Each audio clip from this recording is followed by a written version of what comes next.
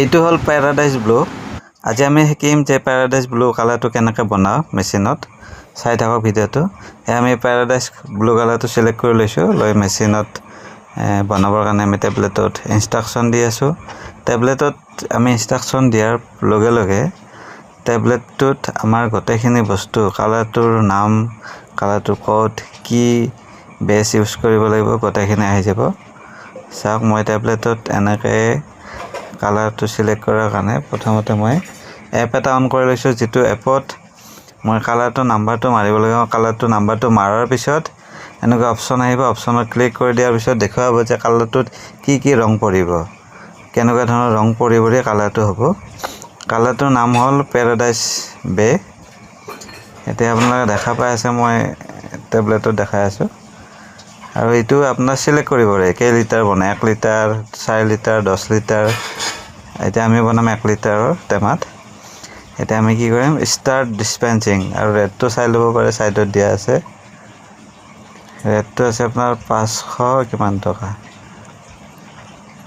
এতিয়া আমি start dispensing টেপটো টিপি দিলে এতিয়া আমি মেচিনত নিম। মেচিনত গৈ আমি এইখন ঠিক কৰি লৈছো প্ৰথমতে।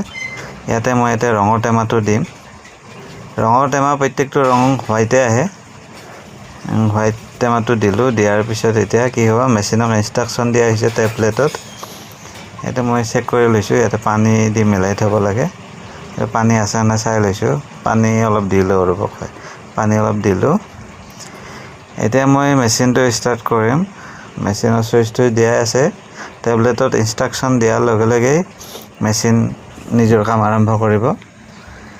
এই টেবলেটত মই ইনষ্ট্ৰাকচনটো দিলো। ইনষ্ট্ৰাকচনটো দিয়াৰ লগে লগে এই চাওক কন্টিনিউ মাৰাৰ পিছত আহিছে। এতিয়া 4টা ৰং পৰিব, ৰং পৰি যাব। আৰু আপোনাৰ মেচিনত দেখা পাইছে ব্লু কালাৰ পৰি আছে। এটা হল এই 2 নম্বৰ কালাৰটো, এইটো অকণমান পৰিছে। এই 3 নম্বৰ কালাৰটো, 3 নম্বৰ কালাৰটো আপোনাৰ এইটো মই দেখাই দিছো। এইটো পৰিল, 3 নম্বৰটো পৰিল। এটা 4 নম্বৰ এটা পৰিব। 4 নম্বৰটো পৰাৰ পিছত কি হ'ব, কালাৰখিনি আমি মিক্সিং কৰিব লাগিব।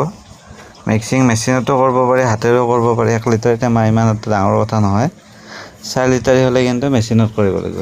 আমি এতিয়া ঢাকনখন মাৰি লৈ ঢাকনিখন হাতুৰি, এইটো এই কাঠৰ হাতুৰি হয়, ৰঙৰ দোকানবোৰত থাকে। এতিয়া মই এইটো হাতেৰে লৰাইছো, ইয়াক আৰু মেচিনত দিয়া নাই। হাতেৰে মিক্স কৰা ইয়াক মানে লৰাৰ পিছত এতিয়া ঢাকনিখন খুলিম। খুলিলে আপোনালোকে দেখা পাব হোৱাইট কালাৰৰ পৰা কি কালাৰলৈ ৰূপান্তৰ হ'ল। এয়া চাওক। এতিয়া আমি খুলিছো, এইখন ঢাকনিখন খুলিম। খোলাৰ পিছত আপোনালোকে দেখা পাব। আৰু আমি ব্যৱহাৰ কৰিছো এছিয়ান পেইণ্টছৰ এপকলাইট প্ৰিমিয়াম ইমালচন। এইটো মিডিয়াম কোৱালিটি হয় আপোনাৰ এছিয়ান পেইণ্টছৰ। এই চাওক কালাৰটো একদম সম্পূৰ্ণ একে কালাৰ আহিছে, যেটো আমি সিলেক্ট কৰিছিলো প্যাৰাডাইজ বে ব্লু কালাৰ। এই ইয়াতে চাওক, এই নাম্বাৰটো দিয়া আছে, প্যাৰাডাইজ বে নাম্বাৰটো দিয়া আছে।